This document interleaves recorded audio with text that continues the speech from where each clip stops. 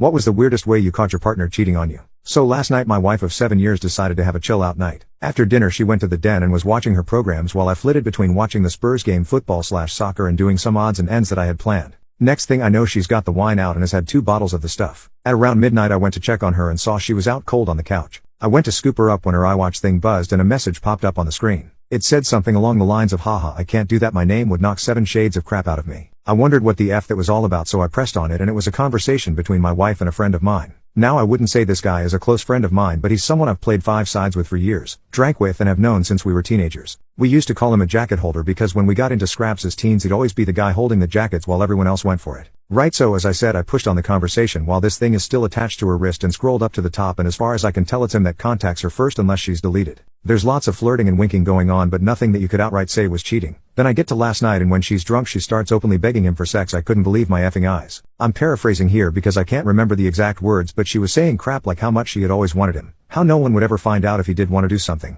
She was great at keeping secrets. I tried to scroll on her watch but couldn't find any other messages and I don't know her phone passcode. I put her in her bed and just sat in the kitchen in shock until I fell asleep, then got up for work about 5:30. When I went to get in my work van I just slunk down on the wheel and realized I couldn't face it, so I went back in the house, grabbed a half-drunk bottle of vodka, filled to the top with Coke and went on a walk down the railway line. We live beside a lot of woodland and a disused railway line that goes for miles and I've walked about half the length of it. I'm sitting under a railway bridge like an effing troll right now, just seething at the whole thing. You'd probably think there's a fire going from about a mile away due to the steam coming out of my ears. So what do? I don't want to speak to her. I can't even bear to look at her after reading that crap. It was like a dagger through my heart. I just feel like every morsel of love I had for her has evaporated into thin air after reading her begging like that. Effing yuck. I honestly want to ghost her, man. If I could I would never speak to her again. The whole I'm great at keeping secrets was the thing that really got me though. Like, who even are you? It reeks, but it's a case of how far down the rabbit hole do I want to go? I don't care if I'm being honest, I'm just done. I've never felt so betrayed and disgusted in all my life. The thing is I've invested so much in her, not just as a partner, but as a person.